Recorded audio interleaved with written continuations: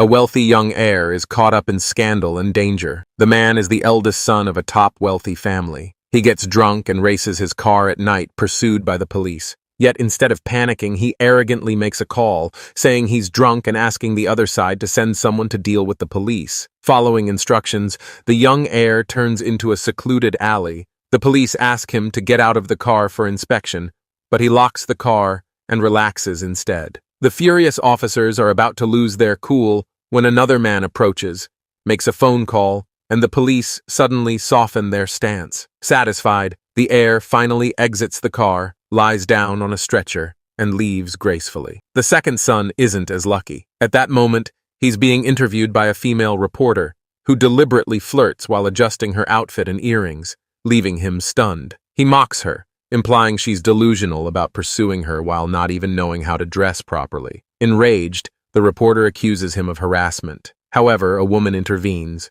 revealing the reporter's dark secrets one by one, effectively shutting her down and forcing her to leave. But the real heavyweight is their mother. She's currently on a date with a younger man, but discovers a hidden camera. Calmly, she makes a call, and bodyguards arrive swiftly, subduing the young man and destroying the footage, leaving no loose ends. An organization called TOP handles everything. This group is comprised of top talents from various fields, working to clean up the messes of the elite. Their leader is a powerful woman named Han Ji-guo, once South Korea's most outstanding judge. For unknown reasons, she left her position to join MC Group and established TOP. Today, she receives a new mission: to prevent Seoxy, a young woman missing for 15 years, from returning home. Seoxy's grandfather suddenly falls critically ill, and to prevent her from returning to claim her inheritance, they decide to hide the news. However, Seoxy receives an anonymous text about her grandfather's condition. Her expression turns cold, and despite objections, she decides to return. Her grandfather is the only family member who ever cared for her. She once missed her mother's funeral, and she doesn't want to miss her grandfather's. Besides, after being absent for 15 years, it's time to avenge her mother and reclaim everything that belongs to her. But the road to revenge won't be smooth. Meanwhile, Han receives a report from her subordinates about Seoxy's impending return. Han quickly convenes an emergency meeting, deciding to intercept Seoxy at the airport, fills the airport with personnel. They examine everyone against a photo and finally identify their target. However, when the woman removes her glasses, they are stunned. Meanwhile, Seoxy is already in a luxury car, heading to the hospital. In the hospital room, the secretary is caring for her grandfather. Seoxy pushes open the door, and the secretary is shocked to see her. She quickly steps out, leaving Seoxy alone with her grandfather. She looks at him lying in bed, her heart heavy with sorrow. She tells him that she has returned and urges him to wake up to see her. Outside, the secretary makes a call, informing the family of Seoxy's return. At dinner, Seoxy enters under the surprised gazes of everyone. She announces that since she is an uninvited guest, she won't bother with formalities and takes a seat. The eldest sibling warmly greets her, only to be met with her cold rejection. To ease the tension, the matriarch introduces the family members, but Seoxy responds with cutting remarks. The second sibling accuses Seoxy of being disrespectful, but she fires back, saying he is an expert in disrespect. At this moment, Seoxy's father Mao returns. Everyone rises to greet him, except Seoxy, who remains seated and mockingly remarks, "Shocking." It turns out that years ago, Seoxy's mother tragically died at home, leading to Seoxy being deported abroad for 15 years. Apart from her grandfather, she has no fondness for any other family members. Her return this time is not only to care for her grandfather, but also to uncover the truth behind her mother's death. Tensions run high at the dinner table. The eldest sibling awkwardly offers wine to ease the situation, but retreats under Mao's piercing gaze. Seoxy then requests a glass herself, celebrating the fact that she now has multiple mothers. Enraged, Mao storms over to Seoxy, unleashing his anger. He demands to know the reason for her return. Seoxy calmly responds that she came back simply because she wanted to. Mao becomes furious and starts yelling, while Seoxy boldly stands her ground, ending the tense confrontation. And with that, the pleasant dinner comes to an end. The next day, Seoxy goes to buy a traditional Korean hanbok, but encounters an unexpected person. While patiently waiting in the shop, she overhears a conversation about her family. Curious, she moves closer and discovers that the speaker is none other than the famous celebrity, Nana. At the moment, Nana is mocking the store staff, arrogantly claiming that as a VIP, she can do whatever she wants. Unable to tolerate the scene, Seoxy speaks up. Unaware of Seoxy's identity, Nana rudely tells her to get lost. Seoxy tries to reason with her, but Nana grows even more aggressive, stepping forward to teach her a lesson. Not backing down, Seoxy retaliates, and chaos ensues. Nana's overly long dress trips her up, and she ends up falling to the floor. Frustrated, she grabs her high heel and throws it at Seoxy, who casually deflects it with her foot. The confrontation escalates, and they brawl from the upper floor down to the lower level of the shop. Despite being a flexible celebrity, Nana is no match for Seoxy, who easily defeat her. Onlookers outside gather, filming the spectacle with their phones. Exhausted, Nana tries to catch Seoxy off guard but ends up pinned against a table, unable to move. Realizing she can't win, Nana resorts to her classic plea for help. Suddenly, 3 black sedans pull up outside. It's Han arriving with members of TOP. The bodyguards quickly clear the crowd and secure the area. Seeing Han, Nana acts like she's found her savior and demands that Seoxy be apprehended. Confused, Seoxy watches as Han calmly approaches Nana and introduces Seoxy's true identity. Nana is left in utter shock, her eyes widening in disbelief. Seoxy stands up and questions Han about why TOP is protecting Nana. Han explains that Nana is MC Group's exclusive model, so they are obligated to provide her protection. However, Seoxy, being clever, quickly realizes the real reason. She mocks Nana, calling her ignorant and accusing her of being uneducated. Nana, enraged but helpless, moves around in frustration and ultimately collapses to the floor in tears. Meanwhile, in the main hall, several bodyguards open a case filled with cash. Han, holding some documents, announces that anyone who deletes the videos and photos they've taken can claim a large sum of money. The crowd happily signs the documents and collects the cash. However, one exception is Yun Dao, a lawyer and Nana's fan. He states that he hasn't taken any photos or videos and assures them he would never betray Nana. Yun Dao receives a phone call from his landlord. Hearing that his rent has been raised, he sighs in frustration, a moment that is overheard by Seoxy as she steps out. Seoxy, curious, asks Yun Dao why he didn't take the money if he's in financial trouble. Yun Dao firmly replies that he only accepts money earned through honest work. Seoxy, intrigued by his integrity, leaves he contact information, inviting Yun Dao to work for her and promising him a substantial salary. Feeling insulted, Yun Dao turns and storms off. Later that night, Yun Dao returns home to find his father still hard at work. Overcome with guilt, he tries to convince him to close the shop and rest, but his father refuses. He tells him that he has been doing this his whole life, and many loyal customers depend on him. He expresses his unwavering belief that Yun Dao will achieve great success someday. His words deepen Yun Dao's guilt, and he finds himself unable to sleep. Struggling with his pride, he considers calling Seoxy, but ultimately sets his phone aside. Just then, his phone rings unexpectedly. In a daze, Yun Dao finds himself meeting with Seoxy at a restaurant. Seoxy asks Yun Dao to help investigate a phone number. Initially, Yun Dao arrogantly retorts that he isn't a private investigator, but the moment he hears the payment offer, he is stunned. Yun Dao turns to a friend at the police station for assistance. Later that evening, he meets with Seoxy to share the results of the investigation. He reveals that the phone number is a blacklisted number. The only clue they could trace is the location from which the messages were sent. Upon hearing the location, Seoxy grows even more confused. It turns out to be near her own home. Meanwhile, Han also receives a report about the blacklisted number. She instructs her subordinates to investigate quietly without making any rash moves. The next morning, Yun Dao is having breakfast when he receives a call inviting him to an interview at MC Group. After receiving encouragement from his father, he heads to the company. Standing before the building, a dream destination for many lawyers, Yun Dao takes a deep breath and walks inside. But what awaits him? The executives reviewing Yun Dao's profile are visibly unimpressed, with some outright questioning why he's even there. However, Han's single remark, silences them all. At that moment, Seoxy enters the room while watching the monitors, mocking Top's outdated and stubborn selection methods. The building's alarm suddenly blares.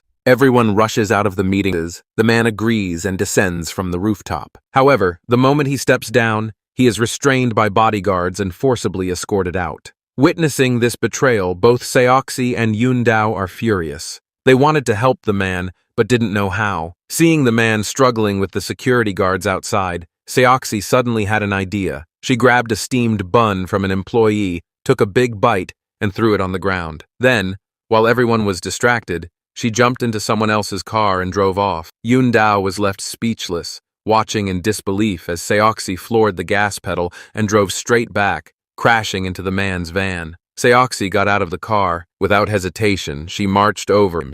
She even asked her lawyer to help him come up with more offenses, much to the shock of the officers. One of the officers, surprised, admitted that in her 30-year career, he'd never seen anything like it. The compensation amount was supposed to be 1 billion, but Seoxy insisted on adding an extra zero to it.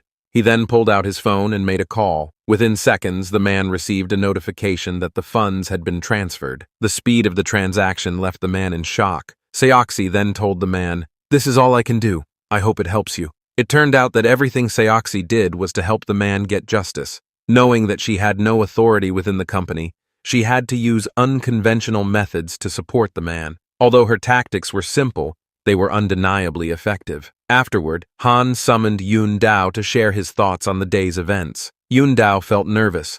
After all, it was his first day at work, and the company had already incurred a minor loss of 10 billion won. He feared being fired on the spot. However, after some clever talking, Han approved of Yundao and handed him a contract to sign. Yundao initially wanted to nitpick the terms, but when he saw the long string of zeros in the salary section, he immediately signed his name. Han then took Yundao to collect his new equipment. The first box contained cash for special operations, which left Yundao speechless.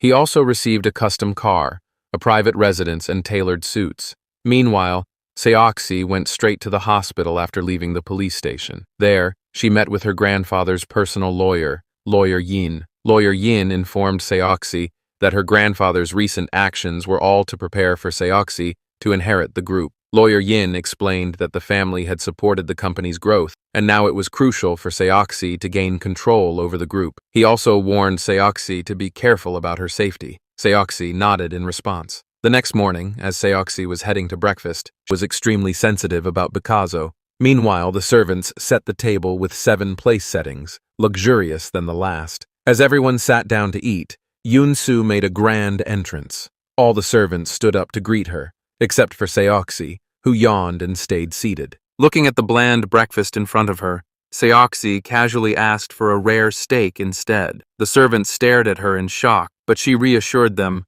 "I'm not asking for anything as bizarre." The atmosphere didn't believe her. Han then gave Seoxy 2 choices, either get married or leave on a plane. Seoxy recognized this as a deliberate scheme against her, but had no choice but to agree. Later, she researched the identity of her potential spouse and discovered he was the son of Prosecutor Ju, the same man who had handled her mother's case 15 years ago, a case that had mysteriously been buried. The next day, they met at an upscale restaurant. Seoxy wasted no time and immediately humiliated his counterpart, mocking him as a toad dreaming of becoming a prince. This insult, and left without looking back. It wasn't long before Prosecutor Ju's retaliation arrived. One day, just after visiting her mother's grave, Seoxy was about to leave when a group of prosecutors blocked her way. They searched her bag and found a suspicious bag of white powder. Seoxy was immediately taken away.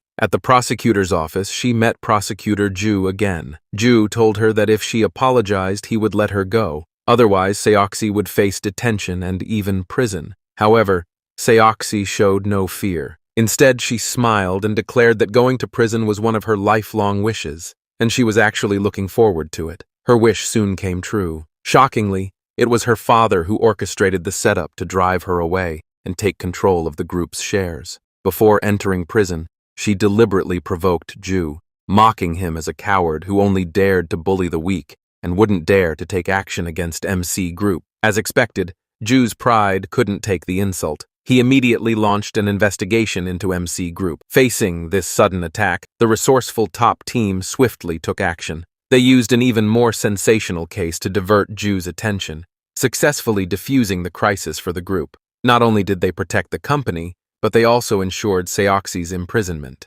Upon entering her cell, Seoxi scanned the dim room and its 3 burly occupants. She confidently declared, "From now on, I'm in charge. You better follow my lead." The biggest of the 3, a muscular inmate, protested first, followed by the other 2. But after a quick demonstration of Seoxi's power, the trio was left cowering in the corner. Even the guards, upon recognizing Seoxi, turned around and left without a word. Seoxi became the leader of the cell. At lunch, staring at the watery soup and tasteless boiled mushrooms, Seoxi slammed down her spoon and started pounding on the glass window. Within moments, a luxurious feast was delivered. Pizza, fried chicken, pig trotters, and almost a whole roast pig. Later, during work hours in the prison, while others were sweating away, Seoxi casually lounged to the side. Ershu, feeling unwell after eating too much during lunch, decided to take a short break. However, she was suddenly kicked to the ground by Yuba, who yelled at her for slacking off. Seoxi couldn't stand it. With a swift kick to Yuba's thigh, Yuba was left spinning in pain. When Yuba showed no intention of backing down, Seoxi grabbed her by the neck, making Yuba admit defeat on the spot. Seoxi warned her never to touch her people again. Yuba pretended to agree, but, taking advantage of Seoxi turning away, kicked her hard in the side, causing Seoxi to stumble. Completely enraged, Seoxi retaliated fiercely, executing a series of moves this way, that way, and then one final throw slamming Yuba against the iron bars of the prison. As the fight ended, Yujin arrived just in time to clean up the mess. Meanwhile, Yundao found crucial evidence and confronted Prosecutor Ju, demanding Seoxi's release. He threatened to expose the evidence if Ju didn't comply. Reluctantly, Ju, concerned about preserving his perfect prosecutor image, had no choice but to let Seoxi go. However, upon release, Seoxi's first move wasn't to go home. Seoxi surprised Yundao by handing him a car key. Without drinking a drop of alcohol, Seoxi's reckless driving still managed to give Yundao a scare. After a nerve journey, they finally arrived at the hotel. Rushing inside with urgency, Seoxi, under the manager's baffled gaze, booked a room. Shortly after, she emerged from the shower. Having not bathed since entering prison, she almost couldn't stand her own smell. Meanwhile, Han, upon hearing about Seoxi's release, quickly reported to Mao. She reminded him that as the largest shareholder, he should take advantage of the family gathering tomorrow at Seoxi's grandmother's 30th memorial to declare his position publicly. The next day, during the solemn memorial ceremony, everyone appeared serious and respectful, except for Seoxi, who looked uninterested. Mao reminded Seoxi to stay alert, as many family members were present. As the banquet began, Mao prepared to execute his plan. Just as he was about to make his announcement, the former chairman unexpectedly made an appearance. At that moment, time seemed to freeze. Under the astonished gazes of the crowd, former chairman glanced at Mao before making an unexpected announcement. Former chairman had planned this moment carefully. His announcement restored a sense of order and prevented anyone from acting rashly. However, the situation wasn't as simple as it appeared. While Seoxi gained former chairman's support, Mao still held significant shares in the company. After all, Mao hadn't been idle over the years. For Seoxi to take over the company, a shareholder meeting had to be held.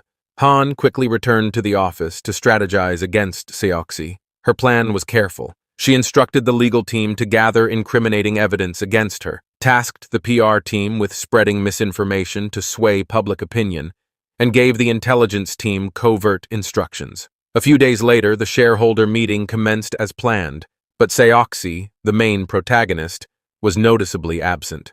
As the attendees grew restless, explosive news suddenly broke, turning the venue into chaos. The root of everything was none other than old Han, watching the scene unfold on a monitor. During her investigation into Seoxi, she discovered a peculiar fact. Despite not drinking alcohol, Seoxi's breathalyzer test always showed alcohol in her system. The reason? Seoxy suffered from a rare condition known as auto-brewery syndrome, which caused her body to convert carbohydrates into alcohol, essentially making her a walking brewery. Han used this information to her advantage. She instructed her people to tamper with Seoxy's juice. When Seoxy unknowingly drank it and drove, she was stopped and charged with drunk driving. As news of Seoxy's arrest for drunk driving spread, the shareholder meeting descended into utter chaos. In the end, Seoxy lost her eligibility to assume leadership, and Mao seamlessly stepped in as acting chairman. By the time former chairman learned of the situation, the damage was already done. Yet, even in dire circumstances, a glimmer of hope remained. Former chairman quickly began devising a counterplan. Former chairman approached Mao, asking him to step down as the acting chairman. However, Mao refused, stating that the decision was made jointly with the main leaders. He continued, saying that if they pushed further, he wouldn't back down. He called Han to inform her of the situation, and Han suggested that the only way to make a gambler admit defeat was to strip him of all his chips. Upon hearing this, Mao seemed to have made up his mind. That night, former chairman held an emergency board meeting at home. Just when he thought everything was going smoothly, disaster struck. A servant added a special sauce to former chairman's meal. While the sauce was harmless to ordinary people, it could severely affect someone with heart problems, like former chairman. Shortly afterward, Han called, and after speaking with him, former chairman collapsed, dying on the spot. Afterward, Mao feigned sadness and stated that the funeral should be a grand affair. However, Han disagreed, warning that announcing former chairman's death would negatively impact the company's stock prices. She suggested a quiet family funeral instead, and Mao agreed, prioritizing his position. In a small room, the funeral of the group's founder was hastily arranged. Without former chairman's protection, Seoxy was left to face an uncertain future, fuming with anger. The next day, her father forcibly called her to his study and pressured her to sign the share transfer agreement, giving up everything the late chairman had left her. Furious, Seoxy slammed the agreement on the desk, but Han's words brought her back to reality. Calmly, she asked how her grandfather had died, stating that only after learning the truth would she be willing to sign. Han, not hesitating, directly admitted the truth. Seoxy said she needed more time to think. Han then called in a bodyguard to confiscate Seoxy's phone,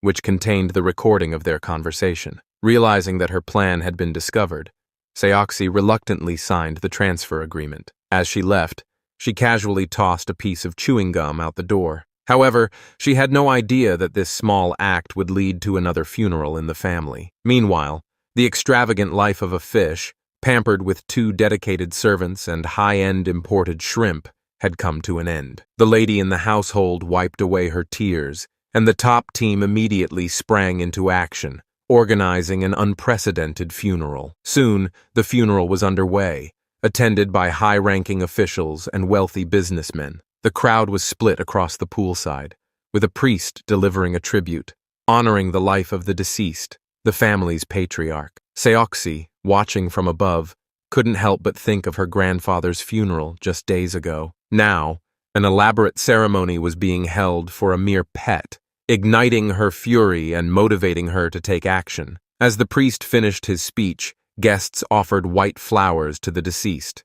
Seoxy, dressed in a striking red dress and towering heels, boldly walked down to the front. In front of everyone's astonished gaze, she bid farewell to the deceased, throwing her red flower into the pool and turning to leave. As she raised her hands above her head, clapping mockingly, what no one knew was that Seoxy had orchestrated the entire event. She had tossed the chewing gum into the bathtub, unknowingly ending the family's legacy. Later, in her room, she retrieved a hidden recorder and shed silent tears, vowing to avenge her grandfather and mother. Meanwhile, Mao, witnessing Han's ruthless tactics, felt some fear. He sought out his second son, seeking a solution. The next day, Mao approached Han, instructing him to accelerate the plan for the second son to become the sole heir. Han confirmed that she was already working on it. Han, despite her personal reservations, continued to carry out the plan. For Han, her loyalty wasn't to Mao, but to the MC group.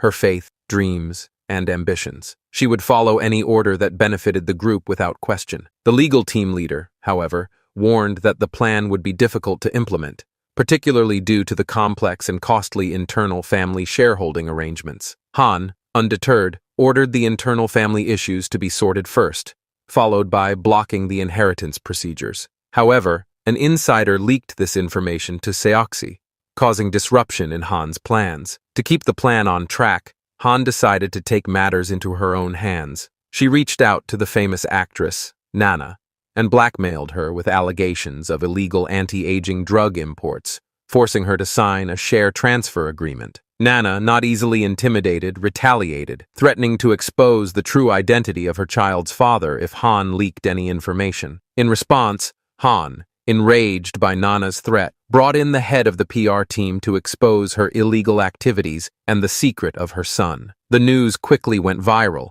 dominating the headlines. Seeing that the situation had reached a tipping point, Han directed the PR team to shift the narrative, pointing to another actor as the father of Nana's child. While Han made moves to secure the shares of the third son, Nana, seething with anger, confronted her, declaring that she would hold a press conference to reveal the true identity of her child's father. However, Han had already prepared for this. She presented a forged paternity test, leaving Nana furious and claiming the test was fake. But Han threatened her. If she dared to mention Mao's name, she would be charged with slander. In a panic, Nana, overwhelmed with emotion, begged Han to spare her and her child. Han told her there was only one option left. At a dinner party, Mao proposed that the third son be sent abroad, shocking everyone, especially the third son, who didn't want to go. Seoxy, watching the situation unfold, remembered her own painful past. She mocked Mao for being so ruthless.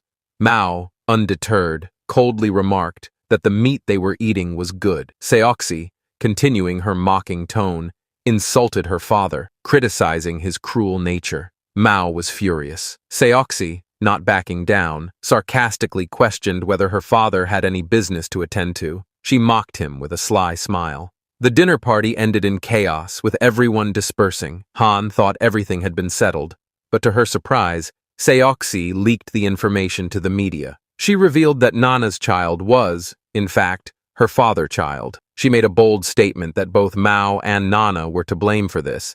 This revelation sent Han into a panic. Unsure how to handle the situation, the media went wild, reporting that Nana, a famous actress, had a child out of wedlock and had kept him hidden for years. Han immediately ordered his subordinates to contact every media outlet to suppress the story. She also arranged for a press conference the following morning. Mao's eldest son stepped forward and claimed to be the true father of Nana's child.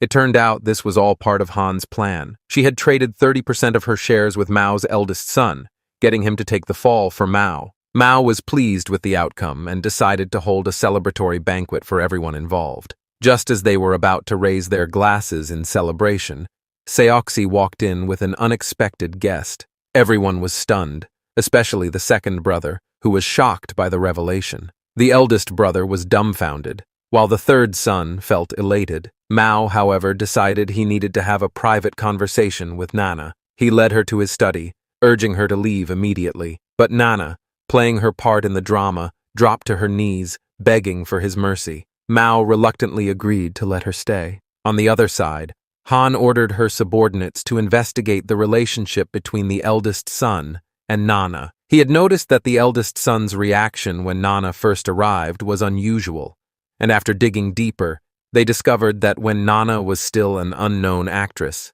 she had been introduced to Mao's eldest son by her relatives. Later, she found out that the eldest son would not inherit the family business, so she abandoned him and eventually worked her way into Mao's trust. Han confronted the two of them, presenting evidence of their past relationship. She then threatened Nana to leave the country, while demanding that the eldest son give up 30% of his shares. However, soon after, Seoxy discovered a secret about the second brother. The man slowly removed his coat and undid his buttons. As he looked around the luxurious room, he smiled knowingly. He walked toward the room, ready to embrace his transformation into women's clothing. This man, Wanju, was the second son of a wealthy family. To others, he appeared to have a perfect marriage and a harmonious family. To his parents, he was a cooperative and considerate individual, the ideal heir to the family. However, he hid a massive secret. Meanwhile, the second sister-in-law's plan had also reached maturity. Using the excuse of infidelity, they pressured her to sign the divorce agreement, effectively forcing her out of the family. The second sister-in-law, feeling wronged, ran back to her room. Seoxy followed her to offer comfort, and through their conversation, Seoxy learned that the second brother and sister-in-law had been married for 6 years, yet they had always slept in separate beds and had never shared a marital relationship. This raised suspicions for Seoxy, who decided to investigate further. Seoxy secretly investigated the second brother's hidden apartment. Initially, she thought he was simply hiding a woman, but she uncovered a far more shocking truth. The second brother was transgender. Seoxy took photos of the evidence, intending to reveal it at the right time. That opportunity soon arrived. It was Mao's wife's birthday, and well-wishers from all walks of life sent gifts and congratulatory messages. However, a secret letter caught everyone's attention. Mao's wife received the letter from a servant, and upon seeing the photo inside, she attempted to hide it. But Mao knocked on the table, prompting her to hand it over. Mao took a moment to examine it. Upon showing it to the crowd, he asked, "What is this?" The second son, upon seeing the photo, nervously bit his lip. The eldest son and Seoxy exchanged knowing glances. As everyone looked on with strange expressions, Mao studied the photo carefully. Upon realizing the truth, he nearly lost his composure. He turned to the second son, who closed his eyes in silent admission. Mao, struggling to process, nearly choked in disbelief. The second son, admitting the truth, revealed that he was indeed a tragic figure. He had never lived for himself. Driven by his mother's ambition, he was forced to charge forward like a knight, even though he hated it. Under his father's expectations, he had become a successful figure that everyone admired, yet no one ever asked him if he was happy with that life. Unable to listen any longer, Mao expelled the second son from the family. He then called Han into the study to strip the second son of his inheritance rights. However, Han argued that such an emotionally detached leader could manage the company better, and promised that the matter would never be exposed to the public. Despite Han's reasoning, Mao's conservative views could not accept such a decision. He called the eldest son to prepare to hand the company over to him, but Han countered, saying that the eldest son was too impulsive and dangerous, making him unsuitable to make decisions affecting the lives of countless employees. Yet Mao insisted on removing the second son, and the two men parted on bad terms. For the sake of the company's future, Han decided to fully support the second son and push to make him the heir. The eldest son soon arrived, interrupting a meeting among their alliance. Having seen the content of the presentation, he was called upstairs by Han, where he informed him that he had come with his father's orders for Han to help him become the heir. Han was already preparing to support the second son and advised the eldest son to focus on his role as the director. After encountering a setback, the eldest son called Seoxy for help. Following her advice, he approached Mao and informed him about Han's plan to make the second son the heir. After hearing this, Mao decided to send Han away. Soon, we see Han, almost being caught off guard by an arrest warrant. Remaining calm, he raised his right hand and slowly stood up. He then ordered, and moments later, police arrived to escort him to a police car. When Mao saw the news of Han's arrest, he was shocked. However, Mao remained unfazed and instructed a subordinate to call for Chief Yin. When Chief Yin arrived, Mao didn't ask him to rescue Han. Instead, he instructed him to devise a new plan. Although surprised, Chief Yin didn't argue and quietly left. Mao revealed a satisfied smile. Everything had gone according to his plan. He had secretly allied with Prosecutor Zhou in an attempt to bring down Han. Not long after, Chief Yin returned with a twist. Instead of following Mao's orders, he immediately began preparing to free Han. Inside the interrogation room, Han remained composed while Prosecutor Zhou read out her alleged crimes.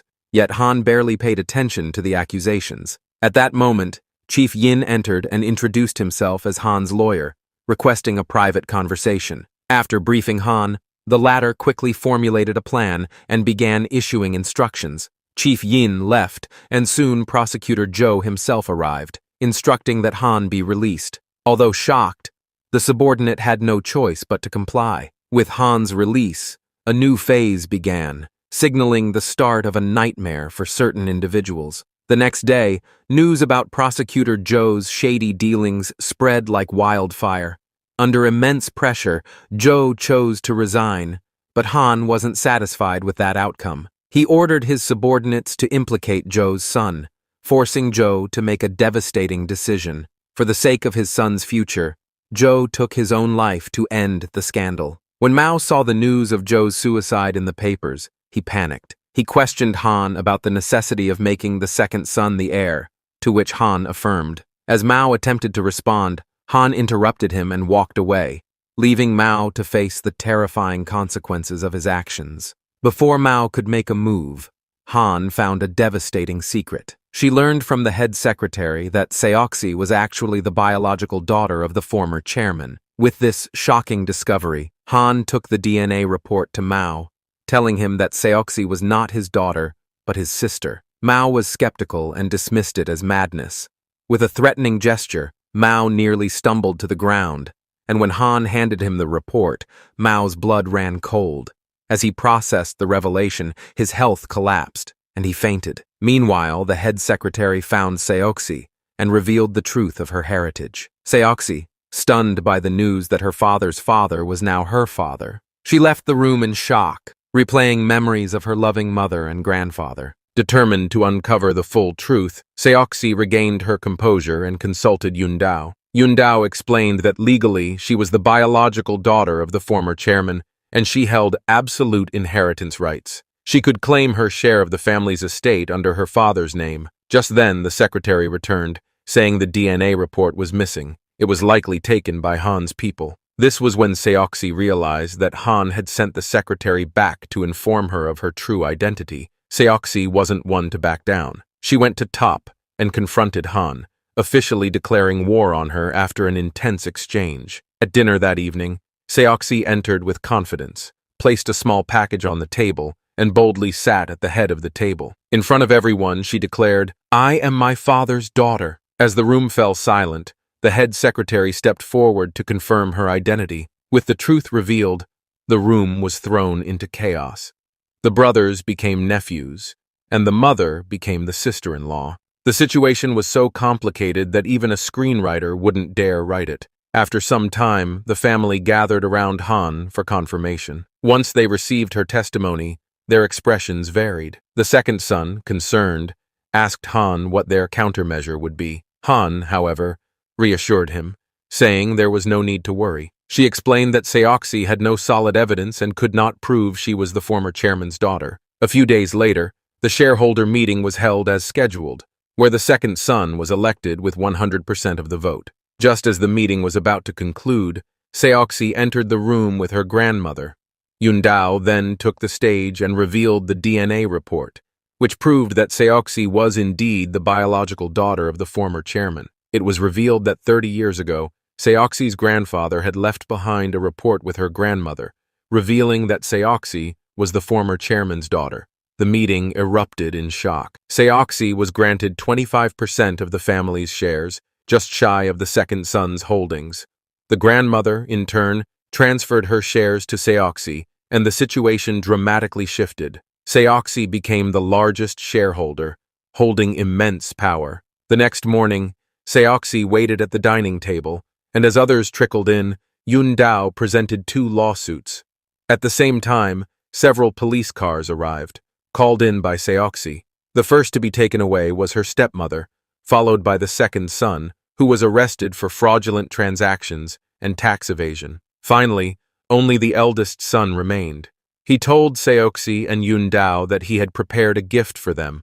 It was then revealed that the eldest son had murdered Seoxy's mother 15 years ago. The lady had been upset one day, complaining that the eldest son was a failure, and that she could only rely on the second son. To prove his worth, Seoxy's mother was found by the eldest son, who desperately begged her to leave Mao. However, Seoxy's mother harshly reprimanded him. She then approached a painting, gazing at it and complaining about how it had been affected by her emotions. She muttered a failure, a phrase that deeply wounded the eldest son, because it was how his own mother had always described him. Gradually, the eldest son's expression grew darker, and as he snapped back to reality, he found Seoxi's mother lying in a pool of blood. For all these years, the eldest son had lived with the burden of guilt. In the end, he chose to hang himself to end his life. Meanwhile, the cunning Han had hidden all the evidence. Just when everyone thought she had fled, she appeared before them. Running away was not her style. Whether right or wrong, once she made a decision, she was ready to face the consequences. She walked straight into the interrogation room, declaring that the inspector couldn't convict her. The inspector's face was pale, as Han proposed that she could provide evidence for her own conviction, but only if it did not affect the MC group. The scene shifted to the courtroom, where Han confessed to her crimes. In the end, she was sentenced to 4 years for multiple charges. The courtroom erupted in shock. The family invited everyone to their home to celebrate the hard-won victory. In prison, the second son gazed at the gift prepared by the eldest son and couldn't help but shed tears of regret. Meanwhile, the lady also received a gift from the eldest son, a painting titled Mother. She stared at the artwork. She breaks down in tears and regrets her actions. Thanks for watching. See you next time.